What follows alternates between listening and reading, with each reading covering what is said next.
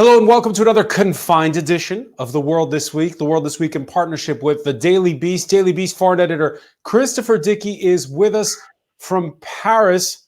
How are you, Chris? Good. Weathering the lockdown. Weathering the lockdown. We're going to have a bit of deconfinement very soon. We'll talk about that shortly. We're also pleased to welcome from Rome, Daily Beast Italy correspondent Barbie Lazza-Nadeau. You've already begun your lockdown. That's right. We are now unlocked to the point most of the rest of the world is locked down. So we're sort of pseudo deconfined, but it's not very liberated yet. Yeah, various shades of lockdown, something we'll be talking about with Frederick Obermeyer, who joins us from Munich, investigative reporter for Süddeutsche Zeitung and the author of Panama Papers. Welcome to The World This Week.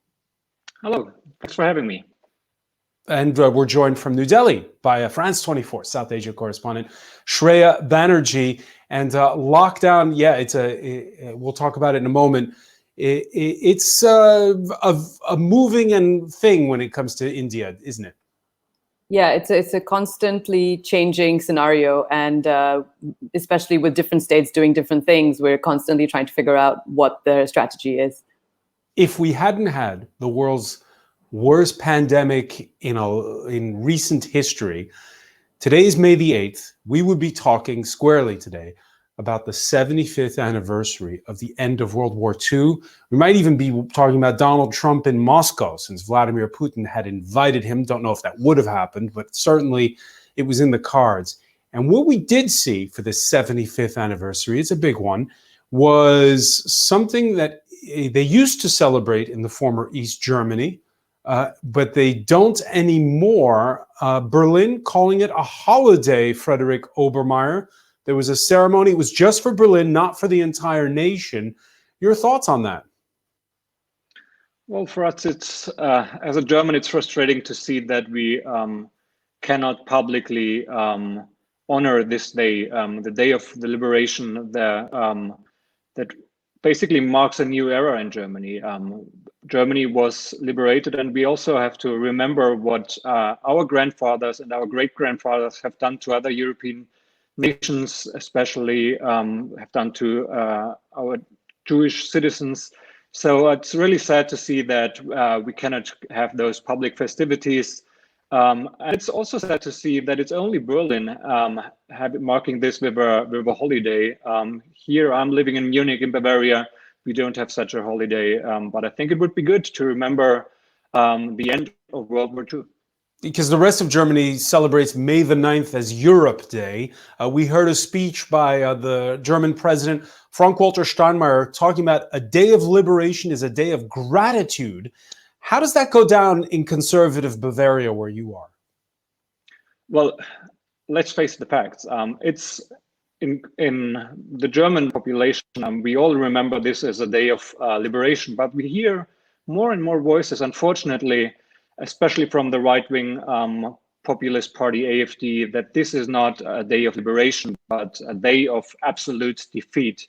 And I think that should concern all of us, because this shows that you see, at least in some small parts of our population, this new sentiment, and they are forgetting where this all came from. It came from racism and xenophobia, and they are forgetting what the German nation has done in harm to other nations.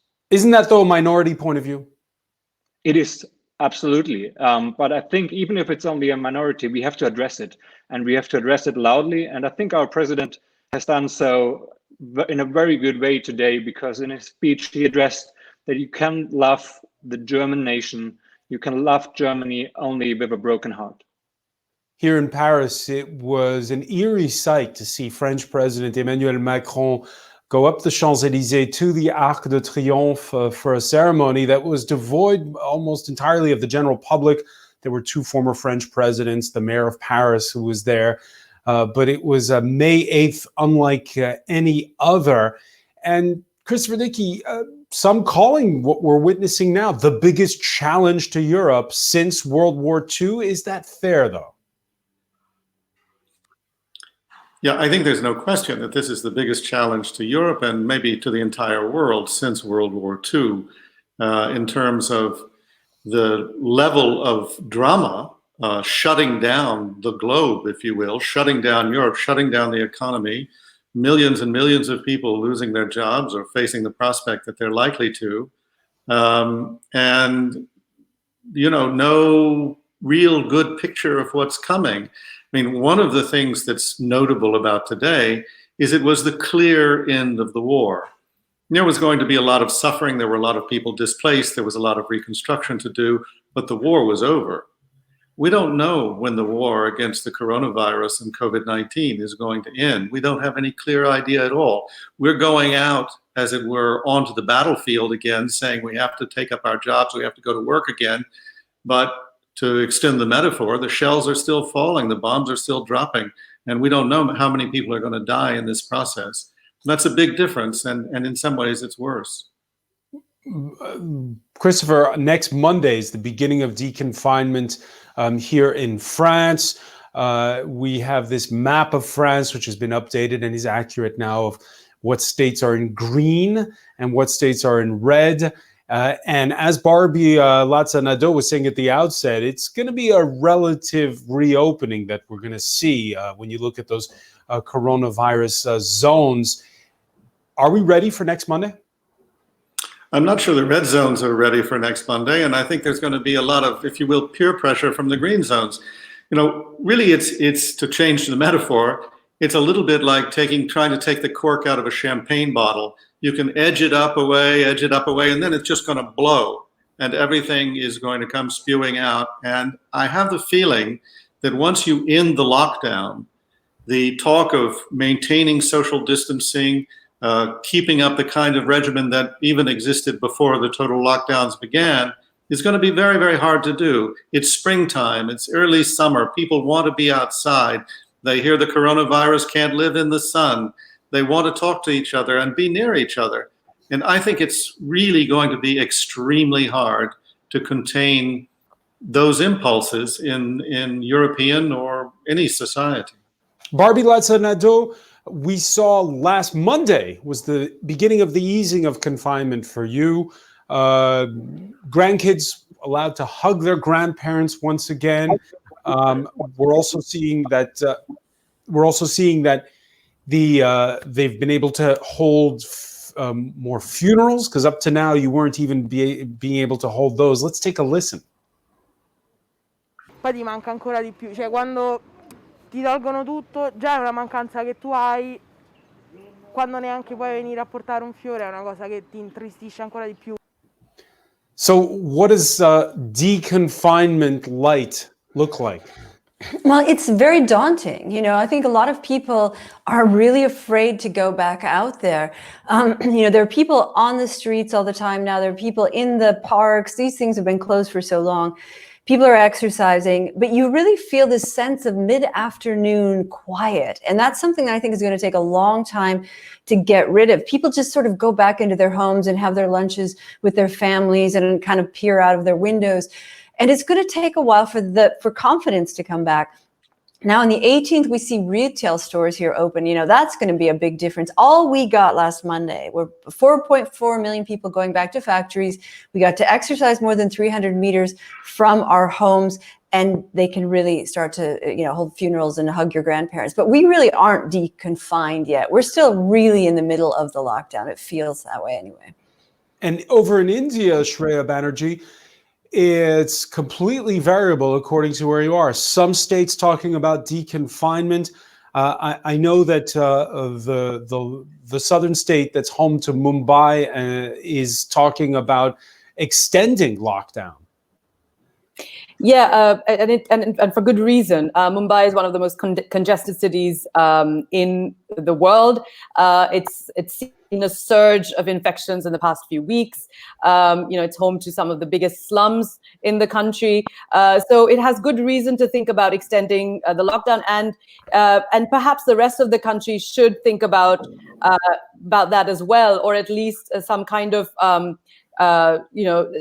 easier lockdown, as it were, because social distancing in this country is not not easy to implement in we have congested cities, people live in small spaces, in close quarters to each other. I was going to say, listening to Barbie Ladsa-Nadeau describe that eerie quiet in Rome, what's it been like where you are in Delhi? Well, it depends where you live, right? I mean, there's disparity between, there's big disparity in terms of socioeconomic conditions. In the neighborhood where I live, it's been easy to have that. We have guards at the gates who don't let people through. We can walk out, and we have a little park outside where we can go for an evening walk or so. Whereas when you look at images from the slums or in much poorer neighborhoods, they live outside, and they have one small bedroom where they sleep 5 to a room or 6 to a room or even more sometimes. So it's more complicated for them. And in some neighborhoods, you don't have running water. Some people don't have access to soap.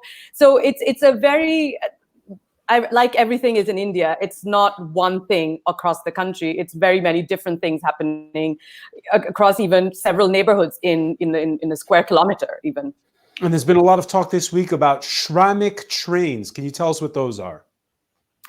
Those are the migrant trains. So what happened was, when you've seen probably these images of migrants starting to walk from big cities back to their villages because they were running out of money, they had no place to stay, they were kicked out by their employers.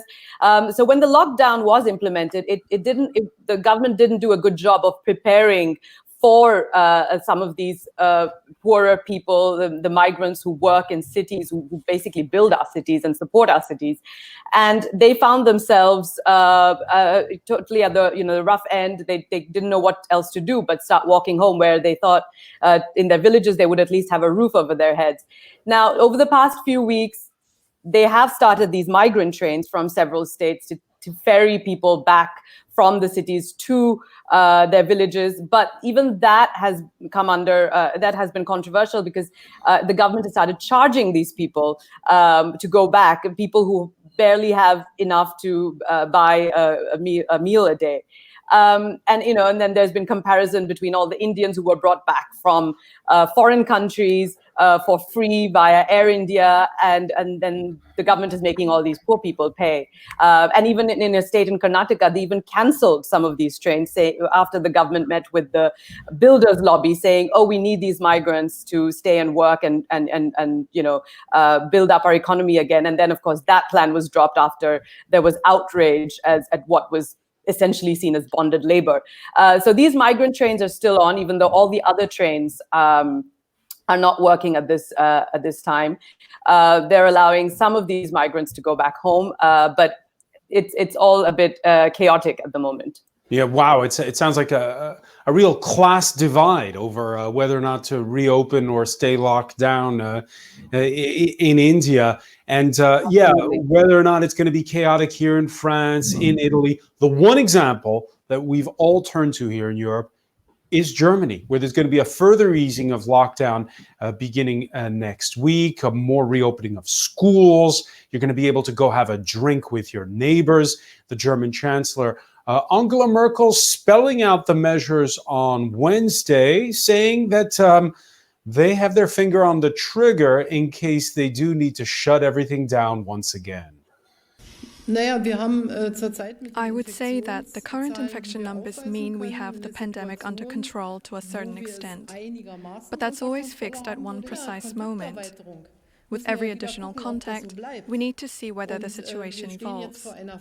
We are now before a phase where a lot more contact will take place than before. So, Frederick Obermeier, let's cut to the chase on this.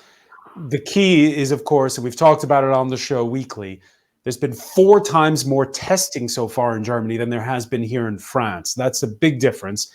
And part of it is the way that authority is delegated to the regions, although it seems as though Merkel is not always in sync with her regional governments. Well, in general, I must admit that I was never that happy having a former scientist running our country. And the competition between our regions and Angela Merkel, I think it was a good competition, because at the beginning they had a competition who has the more restrictive measures and who imposes the more restrictive measures. So here I'm living in the south.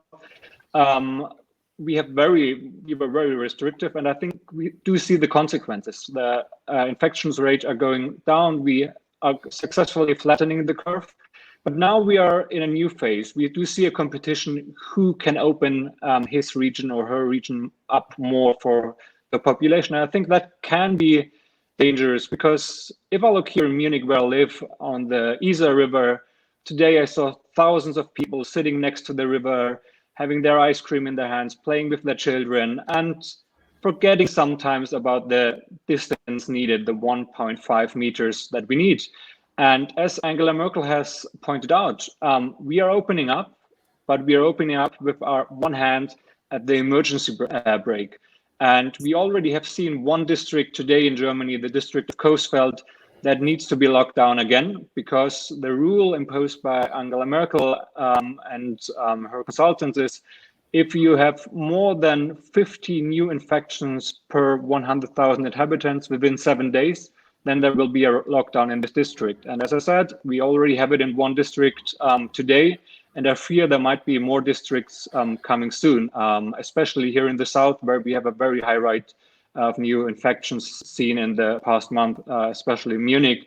And I think that's due to us living next to the mountains, where a lot of people went to Austria skiing and infected themselves there. Christopher Dickey, your reaction to the way Germany's handling it versus the way France is handling it? Well, I think the key that we see, not only in Europe, but anywhere, is the speed with which the problem was addressed. Germany addressed it much more quickly than France, much more aggressively than France, with all that testing, and that's enabling them to keep things under control. I think we have to remember about lockdowns. They were never supposed to cure the disease. They were never going to stop the disease. They were supposed to keep the hospitals from being completely overwhelmed by the disease. Initially, France came very close to being overwhelmed. I don't think that ever happened in Germany. We know that in Italy, in Lombardy, some hospitals were completely overwhelmed very quickly. And very sadly, you had triage where doctors were having to decide right on the spur of the moment who would live and who would die. That was what lockdown was meant to avoid. But the next stage, it's more up in the air. Will the hospitals be able to cope? We may continue to see lots of people being infected, lots of people dying, but the hospital's able to cope in a way that would be different than, for instance, what Italy went through initially. Yeah, will people continue to respect social distancing during the crucial coming weeks and months?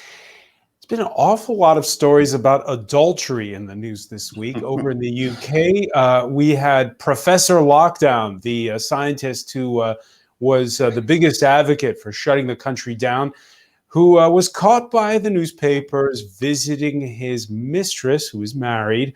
It was splashed across the front page, and the hashtag on Twitter that trended was Professor Pants Down. Over in Italy, Barbie Lazzanado, you wrote a story this week about how new clusters revealed some hanky-panky. Yeah, that's right. There was a case in the north of the country where, a number of people were infected, and they just couldn't figure out how that could be, because people were, they thought they were keeping, the lockdown in place. And it ended up being that the man had gone to see his girlfriend, who was, in fact, an asymptomatic carrier. And, the tragedy of it, of course, is that one of the children of this man became very, very, very sick, required intensive care. He's fine now. But, they had to sort of confess. But this is a country where adultery is, I think, very much part of life. The saying is, in two, there are always three. And then sometimes, in many cases, that's four.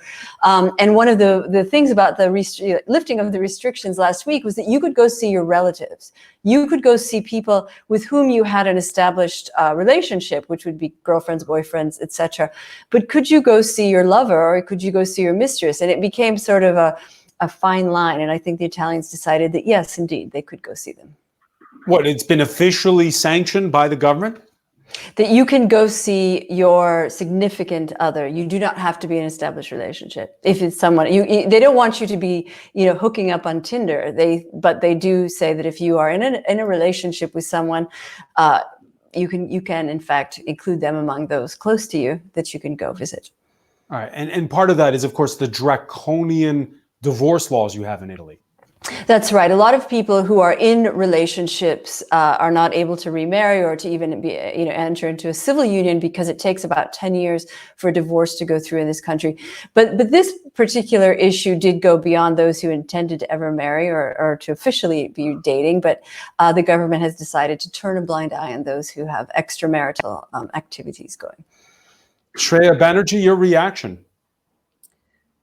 We are not worrying about that just yet. We have other things on our plate. Yeah, it's a far in the future. The other story that when the week began here on this continent was trying to really make up for the fact that Europe doesn't have a pan-wide healthcare policy. We saw the President of the European Commission lead effectively a telethon. And she did so with the likes of Bill Gates to raise 7.4 billion euros for research. Frederick Obermeyer, your reaction to that story? Well, I personally think it's a first step, but my big problem is that it's people like Bill Gates and the companies they own or owned in the past.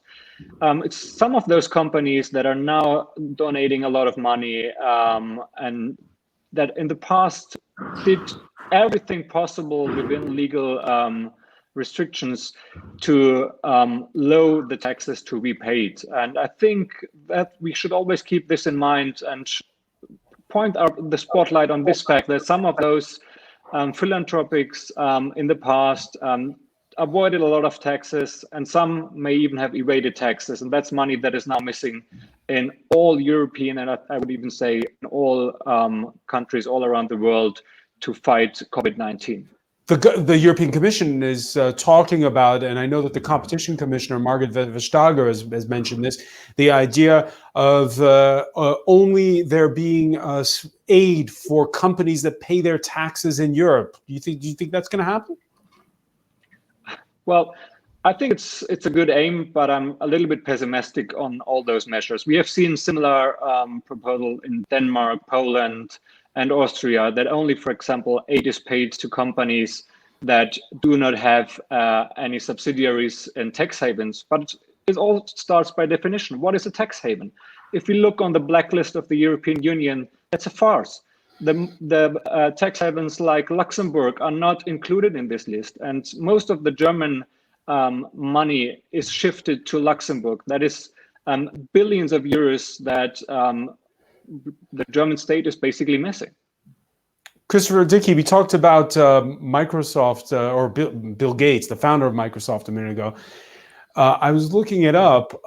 Microsoft is nearly worth on its own now the top 40 companies that are listed on the Paris Stock Exchange. And when you look at what they call the GAFAs, Google, Apple, Facebook, Amazon, the Silicon Valley giants, they've done better than most since the start of COVID-19.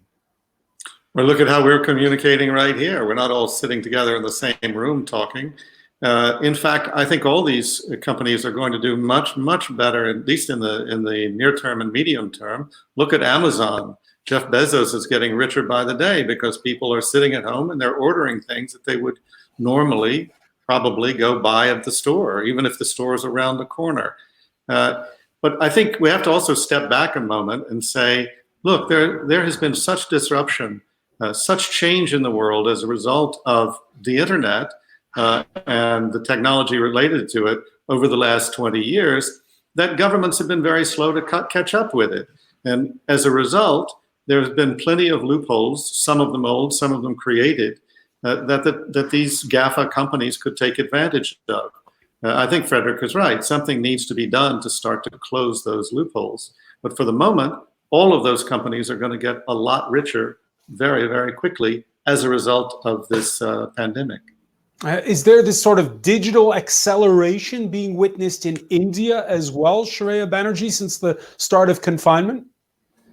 Yes, because from the start of confinement, they've allowed delivery services to operate. So, for example, Uber Eats is now doing much better, is catching up to its competitors, even though Uber, the taxi service, is not working. Then we have other food delivery options. Then other players are sort of kind of jumping in and trying to deliver groceries and other essentials. Amazon still, for a while, Amazon could only deliver essential services, so they couldn't, you couldn't go shopping for clothes and other things that were not considered essential. But yes, you are seeing a kind of more move to a digital, people accessing more digital e-services, delivery services here in India over the past few weeks. And that is, we're also talking about the increase in digital inequality. Shreya, I know here in France, when they reopen schools, there are going to be parents who don't want to send their kids back. They've been doing online learning for some. Others don't have access to computers. Will the teachers still be doing online learning while they teach in the classroom? Probably not. What's it like in India as far as digital inequality? Oh, it's probably far worse than in France. Even under normal circumstances, classrooms, there's a digital divide. So when you go into a government school in many parts of the country, they don't sometimes have teachers, let alone access to computers. And even in urban centers, some cities do better than others in terms of giving children access to computers and digital tools. But obviously, it's the people with the money who have access to that, and I don't think it's any different currently. People who can afford it are sitting at home with private tutors, e-learning apps, and things like that. Whereas people whose parents are not educated, who are struggling to make ends meet, get a meal a day, are probably not even thinking about learning at this time. We've been talking, Barbie Latza-Nadeau, about who's going to pay for stimulus. You heard Frederick Obermeyer talk about the need for better enforcement of tax rules in this brave new world of ours. Who's going to pay for stimulus is, of course, a crying question where you are in Italy, where the economy never rebounded as much as France or Germany after the crisis of 2008. That's right. It's very concerning here. And we've seen Giuseppe Conte, the prime minister, on a number of occasions, almost get on his knees to the European Union saying, you really have to help us out here. We really can't do this. We came into this very weak, and we're going to be destroyed if we don't get help from the greater European Union. Of course, when you look at Greece and Italy and Spain, the wealthier countries of the European Union have always sort of, tisk to these countries about their adherence to some of the regulations, especially when it comes to tax evasion in these countries. Italy especially, they're looking at trying to regularize 600,000 people who they know are working in the black economy here, so that they can give them benefits from the government. There's a long way to go till we have that sort of level playing field with the rest of Europe. But I think Italy's hoping that the European Union will sort of turn a blind eye and help them anyway. They're not going to be able to get out of this on their own here in this country.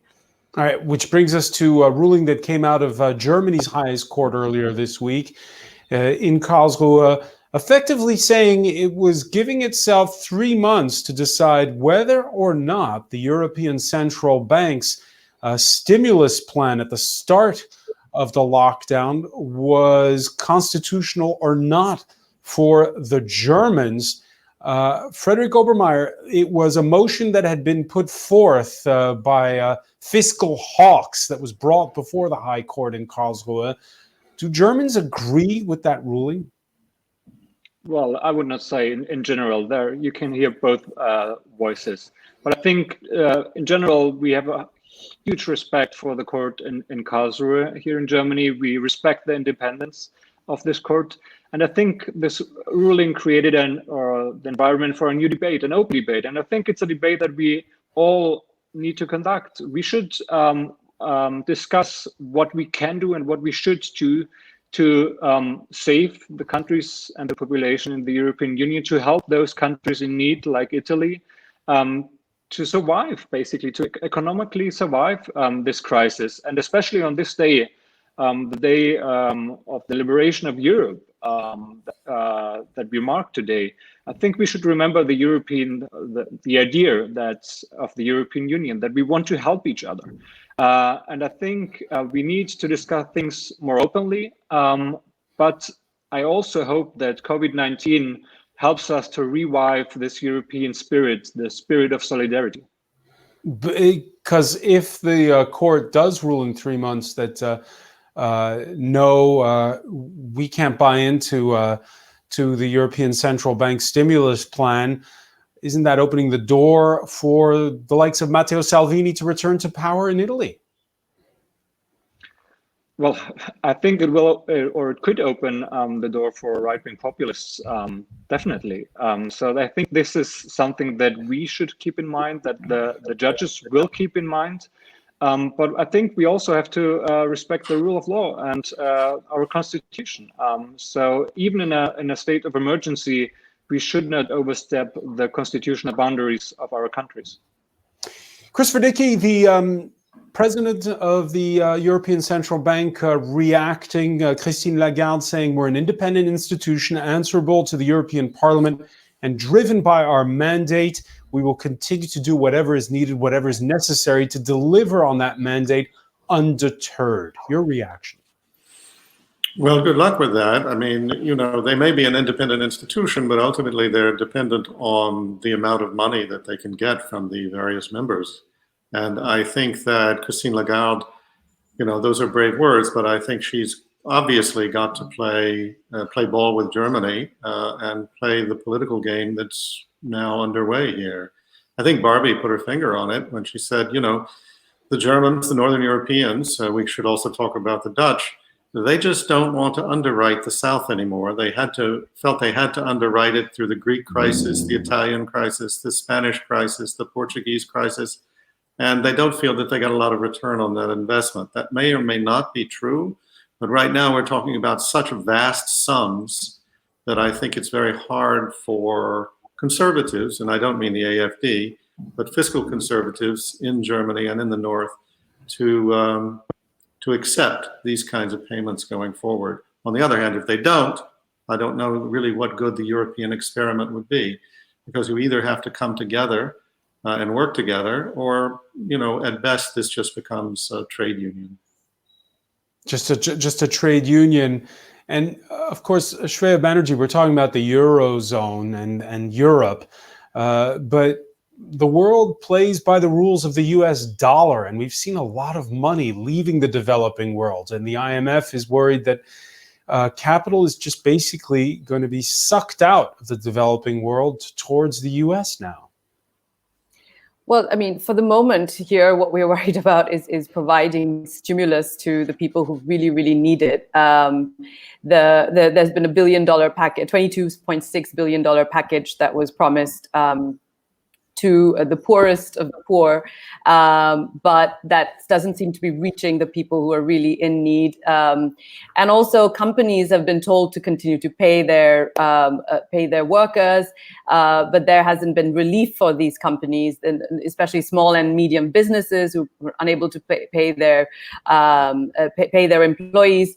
So a lot of confusion over that at the moment here, and wondering where the economy will go after this, where consumption will probably drop. And we were not doing well already before this pandemic started.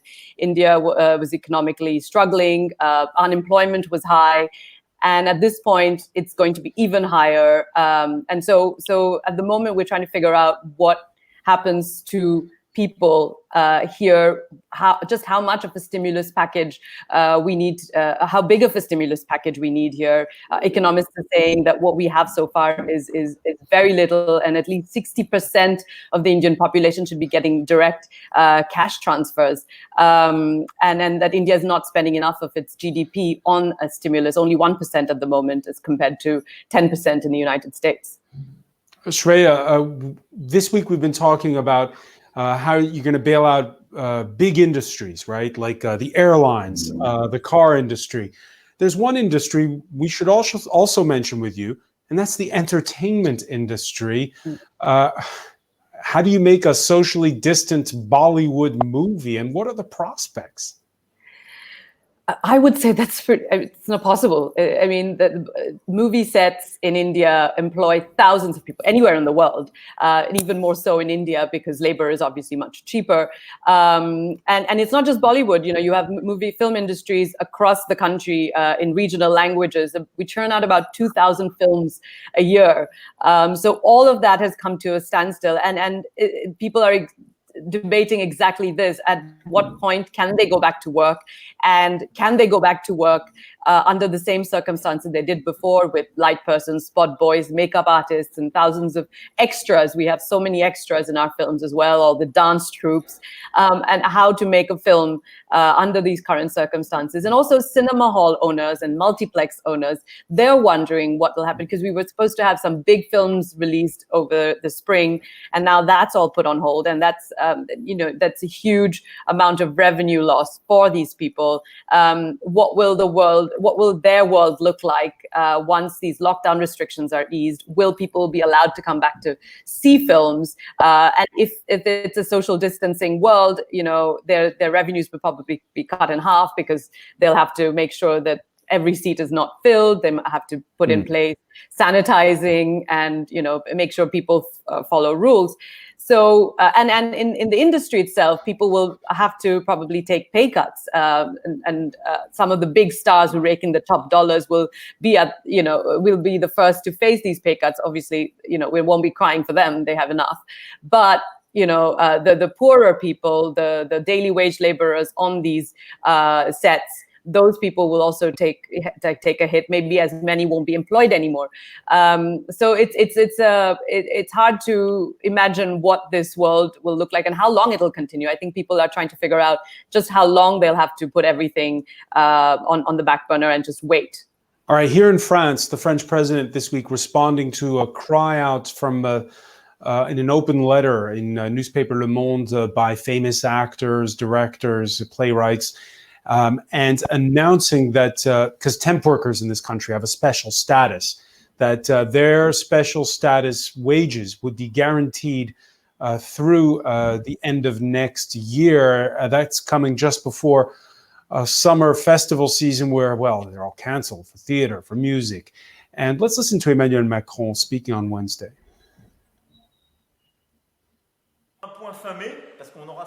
We'll look at the situation at the end of May and decide how to move forward at the start of June, and how we can start to reintegrate audiences. And to do this, we'll have to invent new forms.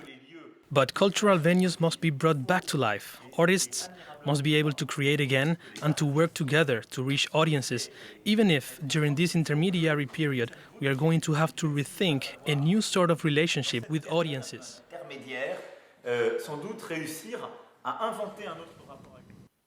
Is that mission impossible, Christopher Dickey, a new sort of relationship between artists and audiences? I think it's temporary. I think it's going to be really quite temporary. Look, we can communicate on video conferencing the way we're doing right now, or we can go to Zoom and do that kind of thing. We're beginning to see, in the States, for instance, and in Russia, people are producing plays and all kinds of things on Zoom or its equivalent. That's fine, but that's fine in the short term. Eventually, people want something that represents something that looks like their life, whether it's in the theater or in films or television. And I think that we will go back to some kind of production for that, probably within the next few months. What Macron's talking about is the next few months, the next 2-3 months. He's not talking about the next 2, 3, 5 years, because people just can't sustain that. September 2020, that's when the most famous opera house in Europe, La Scala, says it hopes to reopen. And they've been doing a bit what Christopher just described, confined performances.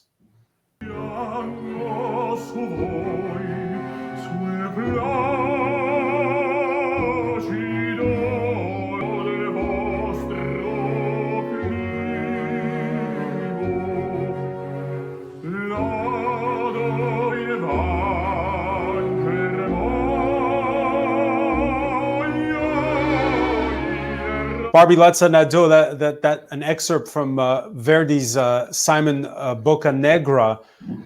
Your thoughts on what it means to have La Scala closed? You know, all these opera houses, you see the same thing in Naples. The San Carlo didn't even close during World War II. And, you know, this is such an important part of the Italian culture. And we've seen, even during the economic crisis, the number of season tickets sold for the opera houses always goes up, because that's where people escape. They escape to the culture and the art. And I think if they are able to open in September 2020, if that's, you know, however they do it with limited seating or whatever, I think they're going to have a banner year, because people need their culture and they're going to escape to that, and they're going to take comfort in that. And that's what's going to lead them out of this. All right, Frederick Obermeier, I believe you have some good news for Christopher Dickey. The German Bundesliga will be back up and running and playing football before the end of the month. Yes, it will. I must admit that I'm one of the rare species of Germans that are not into soccer, but I saw that they will open again. But I personally hope for the cinemas and the opera houses to reopen again, and not the stadiums. Christopher? Francois, you know me, I'm totally in accord with Frederick. I couldn't give a damn about soccer, but you love it. I know you love it, Francois. Well, yeah. Anyway, we all miss it. It's South Korean baseball and Belarusian football is, no disrespect, not the same. I want to thank Christopher Dickey for joining us from Paris. I want to thank Frederick Obermeier in Munich, Barbie Latza Nado in Rome, Shreya Banerjee for joining us from New Delhi. Thank you for joining us here for The World This Week. There's much more on our website, france24.com. You can also podcast the show and follow us on YouTube. Thanks for joining us. Bye for now.